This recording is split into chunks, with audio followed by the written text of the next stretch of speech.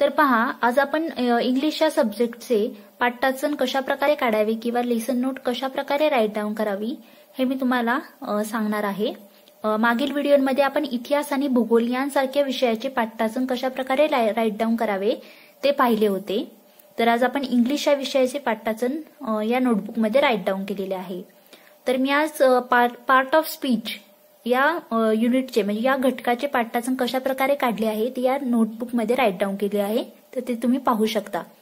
तर पहा, नेहमीप्रमाणेच फर्स्ट पेजवर 3 कॉलम आहेत। त्यामधील फर्स्ट कॉलम आहे कंटेंट। आता कंटेंटमध्ये काय लिहायचं आहे पहा।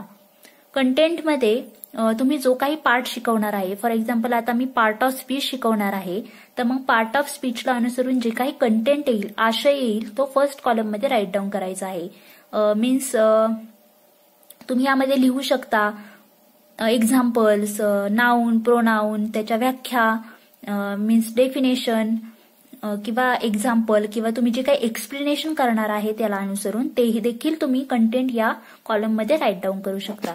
आता नेक्स्ट कॉलम आहे उद्दिष्टे व स्पष्टीकरण। आता तुमचं उद्दिष्ट काय आहे, तुम्हाला विद्यार्थ्यांना पार्ट ऑफ स्पीच म्हणजे नाउन, प्रोनाउन, प्रिपोजिशन, कंजक्शन अशा प्रकारच्या गोष्टी शिकवायच्या आहेत। तर हे शिकवताना त्यावर जे काही स्पष्टीकरण येणार आहे, उद्दिष्टांना अनुसरून जे काही स्पष्टीकरण येणार आहे ते तुम्ही नेक्स्ट कॉलममध्ये राईट डाऊन करायचं आहे। फॉर एक्झाम्पल मी तुम्हाला 2-3 पॉइंट वाचून दाखवते। Student explain noun and pronoun properly. Okay, student explain noun and pronoun properly. Next आहे की student differentiated preposition and conjunction properly. And third point आहे student give more examples about preposition. म्हणजे तुम्ही जर preposition शिकवलं किंवा कंजक्शन शिकवलं ते विद्यार्थ्यांना समजल्यावर विद्यार्थी स्पष्टीकरण म्हणून त्यावर जे काही आन्सर देतील किंवा अनेक गोष्टी तुम्हाला देखील सांगू शकतील अशा प्रकारचे स्पष्टीकरण तुम्ही नेक्स्ट कॉलममध्ये राईट डाऊन करायचं। म्हणजे student give more example about preposition. Next आहे ऍप्लिकेशन। तुम्ही पाठाला अनुसरून जे काही तुम्ही ग्रामरला अनुसरून जो काही स्टडी करण्यासाठी छोटासा पार्ट देतील, फॉर एक्झाम्पल तुम्ही एखादा चार्ट सोडवण्यासाठी दिला विद्यार्थ्यांना, तर त्यावर ऍप्लिकेशनमध्ये विद्यार्थी student classify the words properly in part of speech chart. मग त्यावर जे काही विद्यार्थी क्रिया करतील ते ऍप्लिकेशनमध्ये राईट डाऊन करायचे आहे। स्किल काय आहे, तर स्किलमध्ये student read the poem with proper rhythm.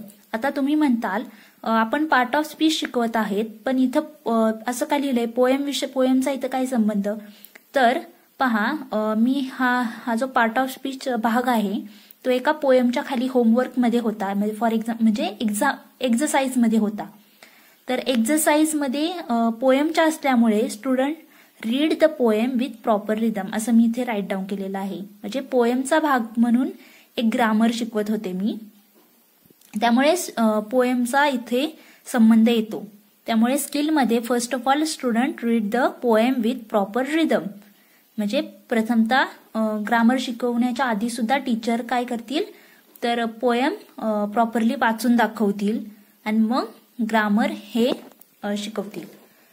Next पहा टीचिंग एड्स। आता टीचिंग एड्समध्ये मी पार्ट ऑफ स्पीचचा चार्ट तयार केला होता एक मोठा, तुम्ही करू शकता टीचिंग एड्समध्ये। म्हणजे तुम्ही जो काही साधनांचा वापर करणार आहात त्या साधनांचा म्हणजे टीचिंग एड्सचा यूज करणार आहात, त्या यूज केलेल्या टीचिंग एड्स जे काही आहे ते ह्या थर्ड कॉलममध्ये राईट डाऊन करायचे आहे। तर पहा, नेक्स्ट पेजवर शिक्षक कृती आणि विद्यार्थी कृती राईट डाऊन करायची आहे। Means teacher activity and student activity write down करायची आहे। तर फर्स्ट कॉलममध्ये फर्स्ट पॉइंट आहे इंट्रोडक्शन। तर यामध्ये काय राईट डाऊन करायचं आहे पहा, teacher introduce the lesson and ask the question on previous knowledge. म्हणजे टीचर इंट्रोडक्शन देतात, प्रस्तावना करतात पाठाची, and ask the question on previous knowledge. तर आता आपण ग्रामर शिकवतोय, मग ग्रामरला अनुसरून जे काही विद्यार्थ्यांना पूर्वज्ञान असेल तशा प्रकारचे क्वेश्चन इथे विचारायचे आहेत। आता मागील व्हिडिओमध्ये मी क्वेश्चन राईट डाऊन केलेले नव्हते, ते तुम्हाला सोडवायचे होते म्हणजे राईट डाऊन करायचे होते, परंतु मी तुम्हाला एक उदाहरण म्हणून 2 क्वेश्चन राईट डाऊन केलेले आहेत। तर पहा, या व्हिडिओमध्ये फर्स्ट क्वेश्चन आहे व्हॉट इज ग्रामर। तर तुम्ही नोटबुकमध्ये पाहू शकता फर्स्ट क्वेश्चन आहे व्हॉट इज ग्रामर। तर या क्वेश्चनला अनुसरून स्टुडंट ऍक्टिव्हिटी या कॉलममध्ये आन्सर राईट डाऊन केलेला आहे. तर student answer the question. First of all student answer the question असं पूर्ण सेंटेन्स राईट डाऊन करायचं आहे आणि मग त्या खाली फर्स्ट क्वेश्चनचं जे काही आन्सर आहे, मग इथे क्वेश्चन विचारलं आहे व्हॉट इज द ग्रामर, मग स्टुडंट आन्सर देणार grammar is structure of that language. Okay, मग हे स्टुडंट ऍक्टिव्हिटीमध्ये राईट डाऊन करायचं आहे. नेक्स्ट क्वेश्चन आहे, तुम्ही येस और नो टाईपचे क्वेश्चन देखील विचारू शकता. फॉर एक्झाम्पल मी इथे एक विचारलं आहे, you know about the part of speech, do you know about the part of speech. So student answer देणार येस और नो. जर माहित असेल तर येस म्हणतील, नसेल माहित तर नो म्हणतील. मग ते आन्सर जे काही येणार आहे ते स्टुडंट ऍक्टिव्हिटीमध्ये राईट डाऊन करायचे आहे. आता पहा, नेक्स्ट पॉइंट आहे स्टेटमेंट ऑफ एम. आता स्टेटमेंट ऑफ एम मध्ये काय राईट डाऊन केले पहा. Today we are going to learn about part of speech. जर तुम्ही आज पार्ट ऑफ स्पीच शिकवणार आहात तर तुम्ही विद्यार्थ्यांना म्हणू शकता today we are going to learn about part of speech. मग यालाच अनुसरून स्टुडंट ऍक्टिव्हिटीमध्ये राईट डाऊन करायचं आहे की स्टुडंट लिसन केअरफुली. मग शिक्षक जेव्हा काहीतरी बोलत असतात तेव्हा स्टुडंट लिसन केअरफुली. सो स्टुडंट लक्षपूर्वक ऐकतात. नेक्स्ट पॉइंट आहे स्टेटमेंट ऑफ एम मधीलच हा पॉइंट आहे की teacher write the title on the blackboard.